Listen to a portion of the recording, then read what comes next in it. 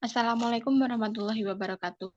Kami dari kelompok 3 akan mempresentasikan tentang argumen induktif yang beranggotakan Mita Marella NPM 0043, Risa Triutami NPM 0047, Cindy NPM 0054, Anjali NPM 0082, dan Syahadenita NPM 0085. Slide selanjutnya akan dijelaskan oleh Mbak Risa. Penalaran induktif digunakan untuk mendukung suatu kesimpulan untuk membuktikan atau mendemonstrasikannya. Argumen induktif dapat digambarkan sebagai argumen yang relatif kuat atau lemah, bergantung pada seberapa besar premis-premis tersebut meningkatkan kemungkinan kesimpulan. Selanjutnya itu berbagi dari yang umum ke yang khusus atau silogisme induktif. Rumus silogisme induktif atau statistik yaitu kebanyakan X adalah ya, ini adalah X, oleh karena itu ini adalah Y. Dalam kehidupan nyata, silogisme induktif seringkali tidak diungkapkan dalam bentuk standar yang disebutkan di atas. Kita mungkin mengatakan secara sederhana, George adalah seorang guru, oleh karena itu dia seorang Demokrat. Atau kebanyakan guru adalah anggota Partai Demokrat. Oleh karena itu, York adalah seorang Demokrat. Rumusan pertama menghilangkan pernyataan umum. Kebanyakan guru adalah Demokrat. Rumusan kedua menghilangkan pernyataan spesifik. York adalah seorang guru. Dalam dunia nyata, silogisme induktif seringkali disajikan tanpa pernyataan umum atau tanpa pernyataan khusus. Selanjutnya mengenai berbagai dari yang khusus ke yang umum atau generalisasi induktif.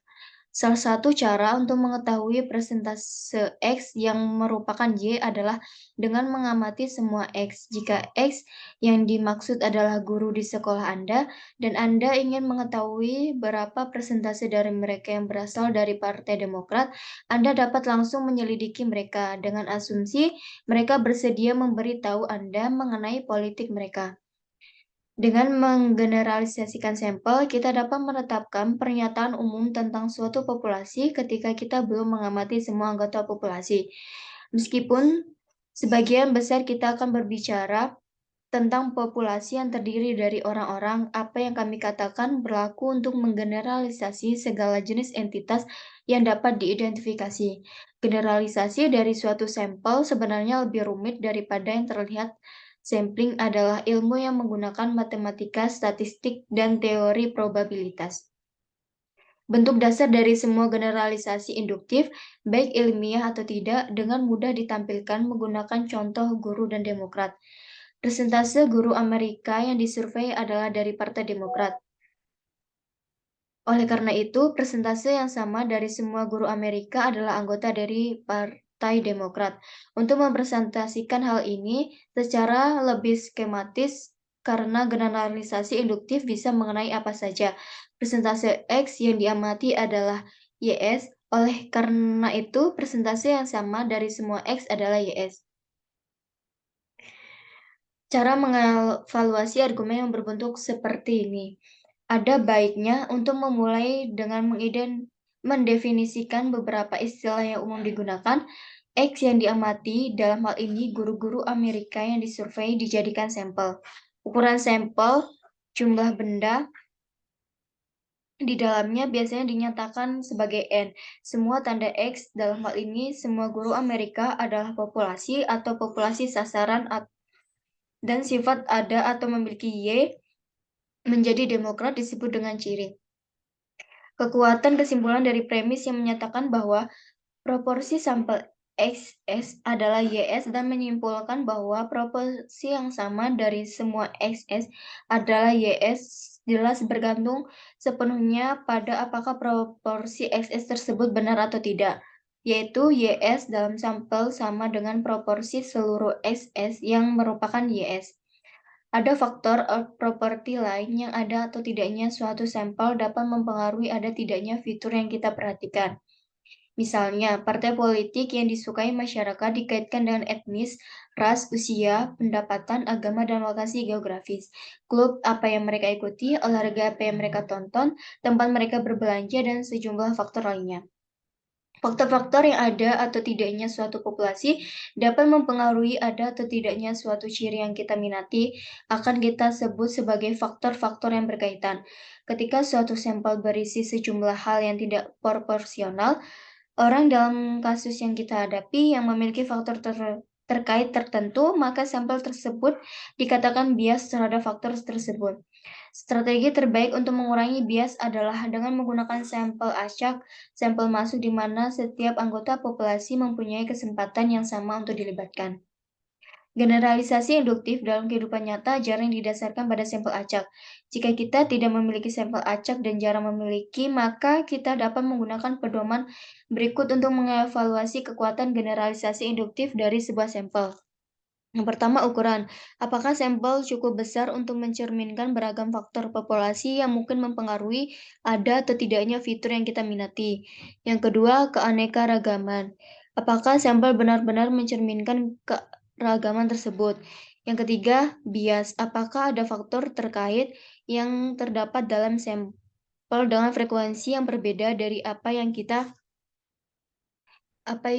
kita harapkan ditentukan dalam proporsi sasaran? Jika dua sampel memiliki diversifikasi yang sama berdasarkan faktor-faktor yang terkait, sampel harus mencerminkan diversifikasi faktor-faktor terkait yang benar-benar ada dalam populasi sasaran. Kita dapat menggunakan sampel yang lebih kecil jika populasi sasaran relatif homogen. Contoh, tidak ada kutu di ruangan ini. Oleh karena itu, tidak ada kutu dimanapun di Lodi. Argumen ini jelas sangat lemah sehingga sulit membayangkan ada orang yang mengatakan hal seperti itu. Tetap saja, mari kita pikirkan mengapa ini lemah. Masalah utamanya adalah ada banyak faktor yang mungkin mempengaruhi keberadaan atau tidak adanya kutu. Faktor terkait dan keragaman faktor ini tidak terdapat dalam sampel, yaitu ruangan. Slide selanjutnya akan dibacakan oleh Mbak Mita.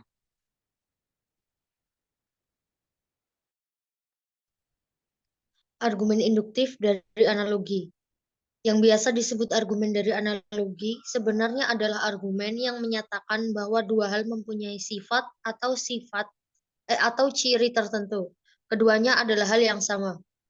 Klaim seperti ini sebenarnya bukan analogi, namun setidaknya benar atau salah dan dapat menjadi premis argumen. Secara skematis, apa yang disebut argumen dari analogi memiliki bentuk sebagai berikut. X dan Y sama-sama mempunyai sifat P, Q, R, dan seterusnya. X memiliki fitur F, oleh karena itu Y mempunyai fitur F. Contoh, Cheryl dan Dennis adalah saudara perempuan. Usianya hampir sama, bersekolah di SMA yang sama, dan menyukai program TV yang sama.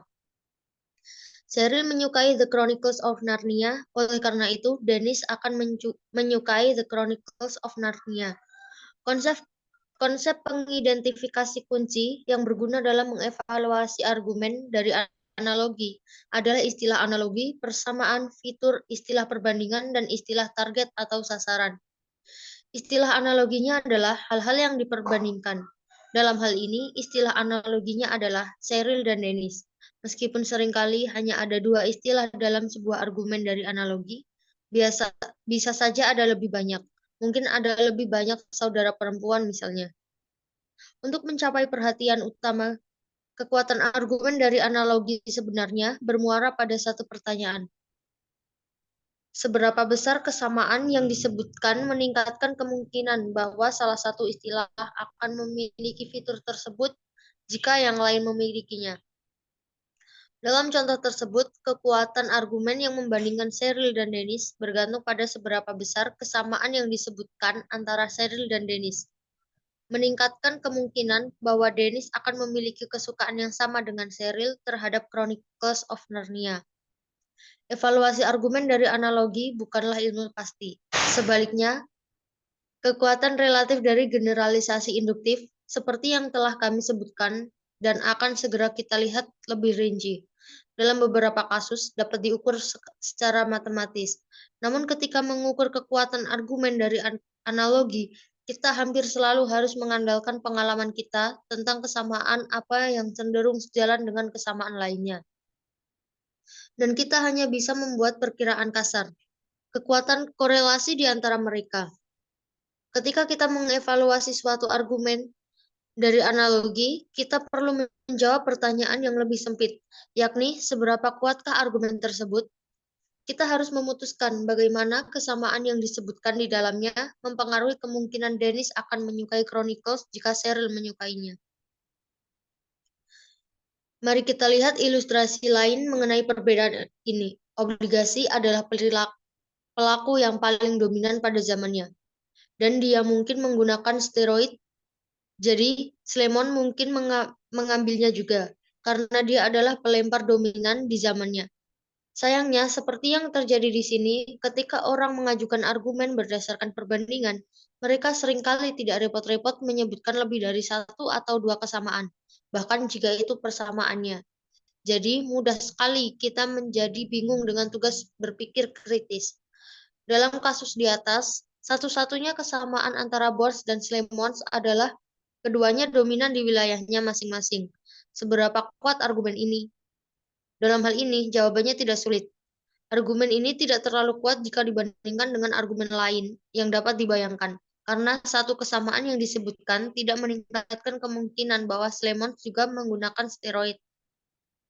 Namun tentu saja pada pertanyaan yang lebih umum, apakah kesamaan antara kasus Bones dan Slemons, jika semuanya dipertimbangkan, memberi kita alasan yang baik untuk berpikir bahwa Slemons menggunakan steroid? Pertanyaan itu sama sekali tidak mudah. Untuk menjawab pertanyaan tersebut, kita harus mempertimbangkan tidak hanya bahwa Bones dan Slemons sama-sama dominan di wilayahnya, namun semua persamaan dan perbedaan lain yang terkait antara kedua kasus tersebut.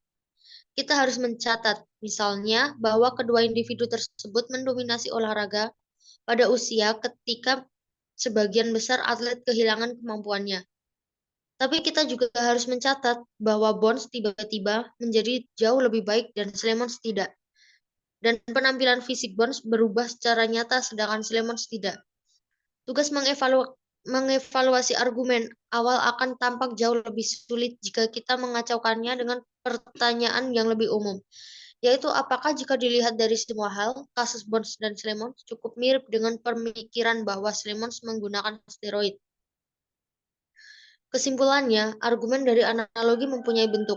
X dan Y sama-sama mempunyai sifat P, Q, R, dan seterusnya. X memiliki fitur F, oleh karena itu, Y mempunyai fitur F. Kekuatan argumen tersebut bergantung pada seberapa besar kesamaan yang disebutkan dalam kesimpulan meningkatkan kemungkinan bahwa Y memiliki F jika X memilikinya. Jawabannya biasanya harus diberikan dalam istilah yang sangat tidak tepat, kecuali pernyataan umum tertentu diketahui. Mengevaluasi kekuatan suatu argumen tertentu tidak boleh disamakan dengan mencoba memastikan beberapa besar kemungkinan dengan mempertimbangkan semua hal, bahwa Y memiliki F mengingat X juga memilikinya. Untuk memastikannya, kita harus mempertimbangkannya. Yang pertama, banyak persamaan yang berkaitan antara X dan Y. Yang kedua, banyak selisih kekerabatan antara X dan Y. Yang ketiga, keragaman kesamaan yang terkait. Dan 4, jumlah entitas yang termasuk dalam suku pembanding X. Slide selanjutnya akan dibacakan oleh Mbak Eka.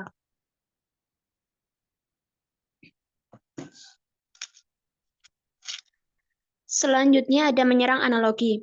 Strategi yang sudah lama untuk membantah argumen analogi adalah dengan menyerang analogi, untuk menunjukkan bahwa hal-hal yang dibandingkan tidaklah sama seperti yang dinyatakan atau tersirat. Hal ini dapat berarti menunjukkan bahwa terdapat lebih sedikit persamaan di antara item-item yang dibandingkan dengan dugaan, atau terdapat lebih banyak perbedaan di antara item-item tersebut.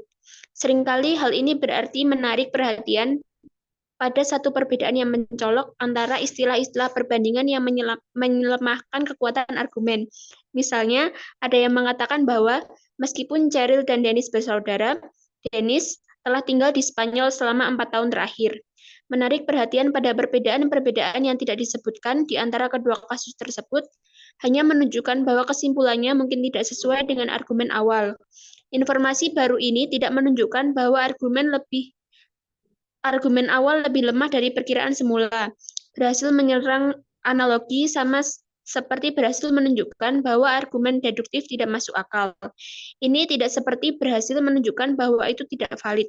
Kadang-kadang yang menyatakan bahwa ini dan itu benar dalam suatu hal dan menganalogikannya sebagai sebuah premis tanpa menyebutkan persamaan sama sekali. Skemanya, X itu seperti Y, X memiliki fitur F. Oleh karena itu, Y mempunyai fitur F. Seperti disebutkan di awal bagian ini, bahkan tidak jelas apakah argumen ini benar atau tidak. Ada yang ragu untuk menyebut pernyataan anggaran federal seperti anggaran rumah tangga sebagai pernyataan yang benar atau salah. Anggaran federal lebih mirip dengan anggaran rumah tangga dibandingkannya. Misalnya, sepatu salju. Namun tampaknya masih kurang tepat untuk menyatakan bahwa pernyataan tersebut benar atau salah. Mungkin yang terbaik adalah menganggap argumen seperti ini sebagai sebuah persuasi, sebagai analogi retoris yang dibalut dengan argumen. Namun ada sesuatu yang substantif di sini untuk dievaluasi, yaitu pertanyaan apakah dengan mempertimbangkan semuanya, seseorang harus berpendapat bahwa Y mempunyai F, mengingat bahwa sesuatu X yang dikatakan serupa dengan Y. Apakah jika semua hal dipertimbangkan, sesuatu yang buruk akan terjadi jika anggaran federal tidak diseimbangkan, mengingat fakta bahwa sesuatu yang buruk akan terjadi jika tidak menyeimbangkan anggaran rumah tangga. Di sini adalah tepat untuk menyerang analogi tersebut hanya dengan berfokus pada satu atau dua ketidaksamaan yang bersifat mendasar, yang menjadikan perbandingan tersebut dapat diperdebatkan. Slide selanjutnya. Variasi acak, margin kesalahan, dan tingkat kepercayaan. Konsep kunci dalam generalisasi ilmiah adalah variasi acak. Jika X% dari sampel acak pemilih terdaftar sebagai Demokrat, apakah X% dari seluruh populasi pemilih terdaftar akan terdaftar sebagai Demokrat? Belum tentu, karena proporsi yang terdaftar sebagai anggota Partai Demokrat bervariasi secara acak dari satu sampel ke sampel lainnya. Untuk memperkenalkan terminologi baru yang penting, kisaran variasi acak dari sampel ke sampel disebut sebagai margin kesalahan. Katakanlah proporsi sebenarnya dari seluruh pemilih terdaftar yang terdaftar sebagai Demokrat adalah 47%. Berapa besar margin kesalahannya? Artinya, seberapa jauh dari 47% proporsi yang terdaftar sebagai Demokrat dalam sampel bisa menyimpang karena keacakan. Hal ini dapat dihitung secara matematis dan tergantung pada dua hal. Yang pertama, ukuran sampel, dan yang kedua, tingkat kepercayaan. Tingkat kepercayaan hanya menyatakan probabilitas bahwa proporsi yang ditemukan dalam sampel tertentu akan berada dalam margin kesalahan. Slide selanjutnya.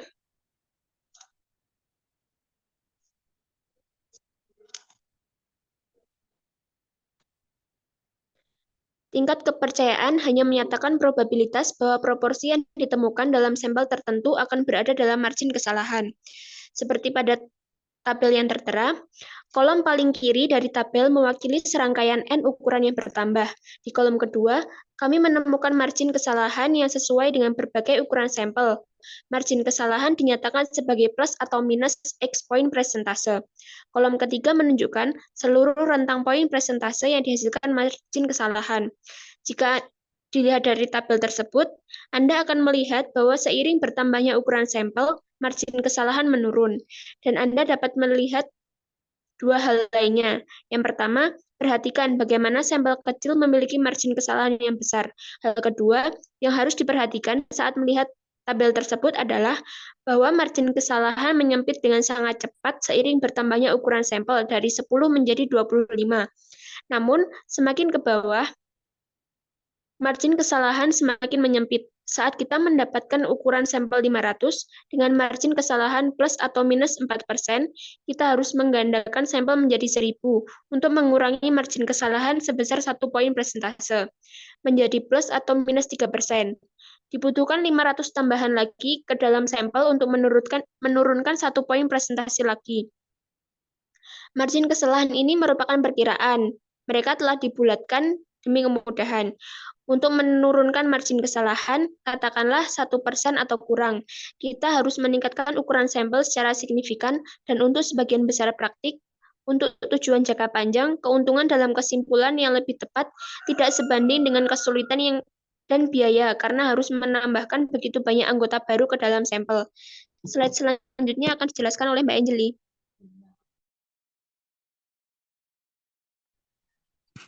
Selanjutnya, argumen induktif setiap hari. Kebanyakan argumen induktif yang kita hadapi dalam kehidupan sehari-hari, baik dari generalisasi maupun argumen analogi, pastinya bukan jenis argumen ilmiah yang baru saja kita bicarakan. Perbedaan yang jelas adalah argumen sehari-hari jarang melibatkan sampel yang dipilih secara acak. Akibatnya, kita dapat menghitung probabilitas dengan ketelitian seperti tabel 10:1 sampai 1. Kemudian ada indikator margin kesalahan dan tingkat keyakinan informal. Kata-kata sehari-hari yang kita gunakan untuk mengungkapkan konsep margin kesalahan termasuk sekitar, tentang, kira-kira, sebagian besar, banyak, dan lain-lain. Kami juga mempunyai cara untuk menunjukkan tingkat kepercayaan informal yang berbeda dari margin kesalahan informal. Rasa seperti hampir pasti, sangat mungkin, kemungkinan besar, dan ada kemungkinan besar, Anda cukup yakin, saya berani bertaruh, kemungkinan kecil, dan frasa dan teknik lain mengungkapkan pendapat kami tentang kemungkinan suatu kesimpulan. Generalisasi yang tergesa-gesa seringkali digambarkan sebagai penalaran dari sampel yang terlalu kecil. Namun seperti yang kita lihat pada tabel 10.1, kita tidak ada yang salah dengan A. Bagian generalisasi bukanlah argumen yang kuat, sampelnya sangat kecil dan tidak mungkin memasukkan semua faktor yang dapat mempengaruhi apakah suatu lubang akan menjadi sebuah gigitan. Kesimpulan yang lebih tepat adalah beberapa lubang tidak akan menggigit. Indikator margin error dan tingkat kepercayaan informal serta ekspresi lain yang melakukan fungsi yang sama memungkinkan kita untuk mengekspresikan perkiraan kita tentang kekuatan suatu argumen dan mengungkapkan fakta jika kita salah menilainya. Slide selanjutnya.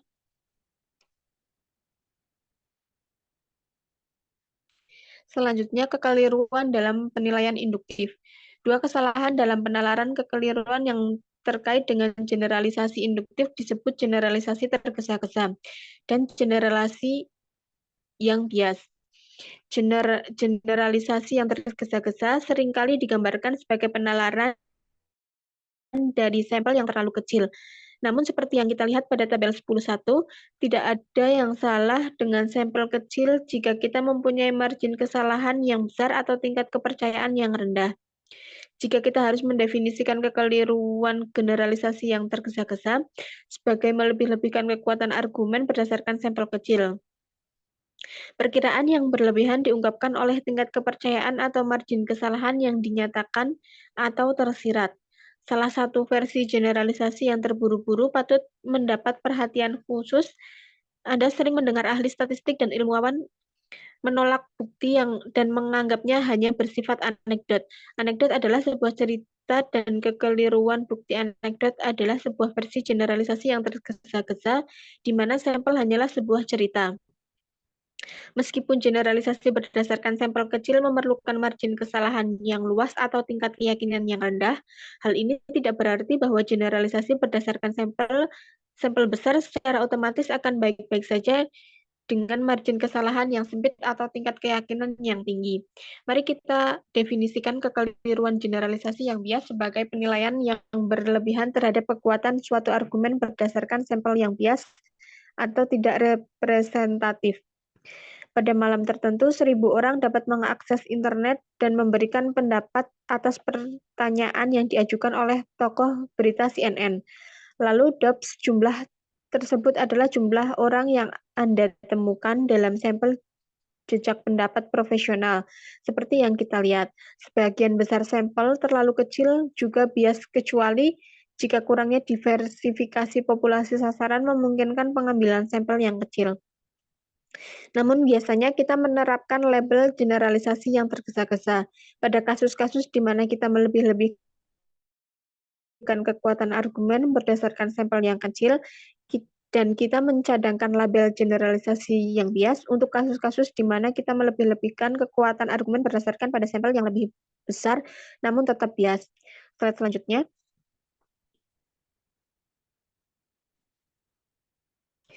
Selanjutnya, konversi induktif terlarang. Kebanyakan mahasiswa Harvard sangat cerdas. Apakah berarti sebagian besar orang yang sangat cerdas adalah mahasiswa Harvard? Tentu saja tidak.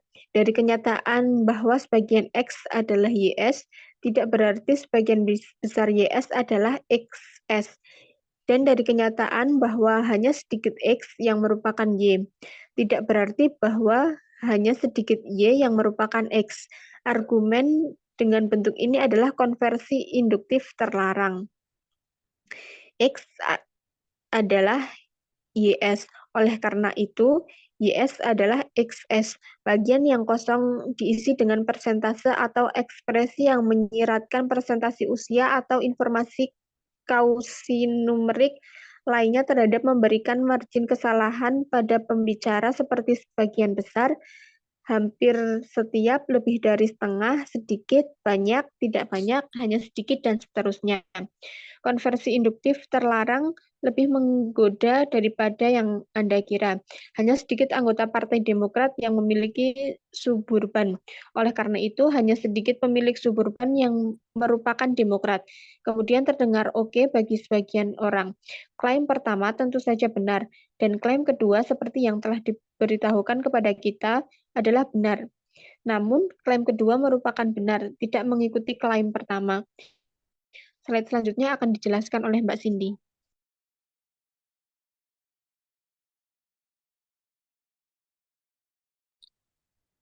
Analogi sisa cerita. Minat utama kami terhadap analogi adalah penggunaannya dalam argumen analogis. Namun, analogi juga digunakan dan juga berguna dalam penjelasan sebagai alat retoris dan dalam kapasitas lainnya. Berikut ini contoh analogi yang mungkin tampak seperti argumen, namun sebenarnya tidak. Berdasarkan cerita tentang beruang yang ada dalam buku, analogi memberikan hubungan psikologis dan tidak lebih. Satu-satunya ialah analogi tersebut adalah kata beruang. Tidak ada satu istilah pun yang memberitahu kita apapun tentang istilah lainnya. Namun, Anda mungkin akan terkejut melihat betapa banyak orang yang terjebak pada penalaran semacam ini. Di sisi lain, analogi berperan penting dalam argumen moral dan hukum. Analogi juga berperan dalam penjelasan. Beberapa penjelasannya akan menjadi lebih sulit atau bahkan mustahil jika kita tidak dapat menggunakan kasus-kasus analog. Kita harus menyebutkan penggunaan analogi logis dalam sanggahan argumen. Anda seringkali dapat menunjukkan kepada seseorang bahwa suatu argumen tidak valid dengan memberikan argumen lain yang sama seperti argumen pertama, namun jelas tidak valid. Ungkapan penting di sini adalah sama seperti yang pertama. Artinya, argumen kedua harus mempunyai bentuk yang sama dengan argumen pertama. Slide selanjutnya. Pols atau masalah dan perangkat. Salah satu penggunaan argumen induktif yang paling sering ditemui adalah dalam jejak pendapat, khususnya jejak pendapat publik atau terutama pada tahun pemilu. Untuk melihat beberapa masalah yang muncul dalam penggunaan argumentasi induktif, pertama-tama kita harus menekankan bahwa jejak pendapat yang dilakukan dengan benar dan dilaporkan secara akurat dapat menjadi sumber informasi yang sangat dapat diandalkan. Namun kami segera menambahkan bahwa banyak jejak pendapat yang Anda dengar atau baca tidak dilakukan dengan benar. Dan seringkali orang yang melaporkan hasilnya tidak dapat membedakan antara jejak pendapat yang baik dan yang buruk. Kita tidak bisa membahas segala kemungkinan kegagalan jejak pendapat, namun berikut ini kita akan memperhatikan dua hal yang paling umum. Slide selanjutnya.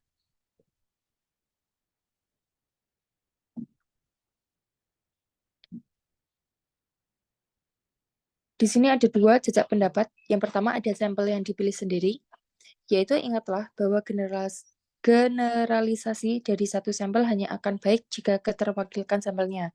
Oleh karena itu, ingatlah hal ini. Jejak pendapat tidak boleh dipercaya jika anggota sampel berada di sana karena pilihan mereka sendiri.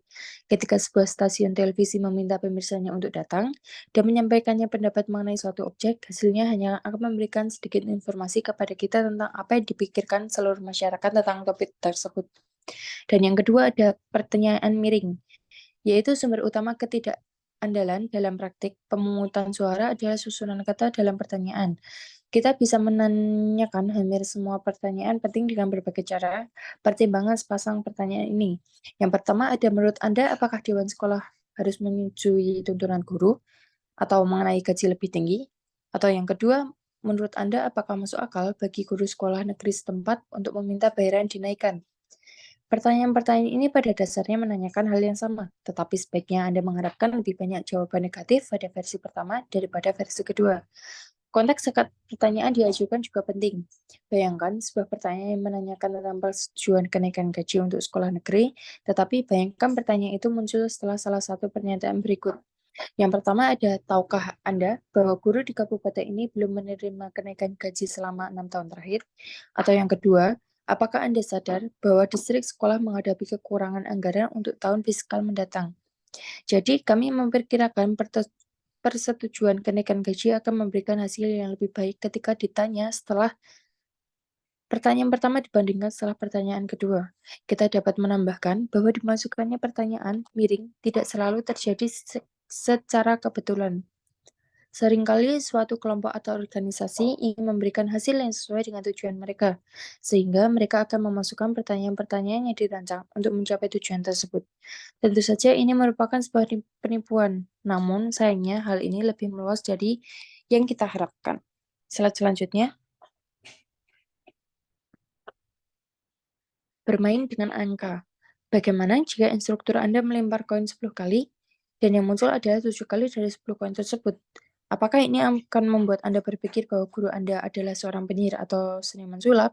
Tentu saja tidak. Tidak ada yang aneh jika koin muncul 7 kali dari 10. Meskipun faktanya, seperti yang kita semua tahu, peluang munculnya koin dalam pelemparan koin yang adil adalah 50-50, atau 1:2, atau sebagai statistik Keynes menyatakan 0,5. Jadi semakin besar jumlah peristiwa yang ditentukan secara kebetulan dan berulang-ulang yang dipertimbangkan, semakin dekat alternatif tersebut mendekati rasio yang dapat diprediksi.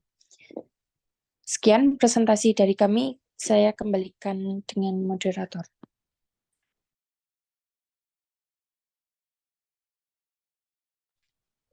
Sekian presentasi dari kami, ada salahnya mohon maaf. Wassalamualaikum warahmatullahi wabarakatuh.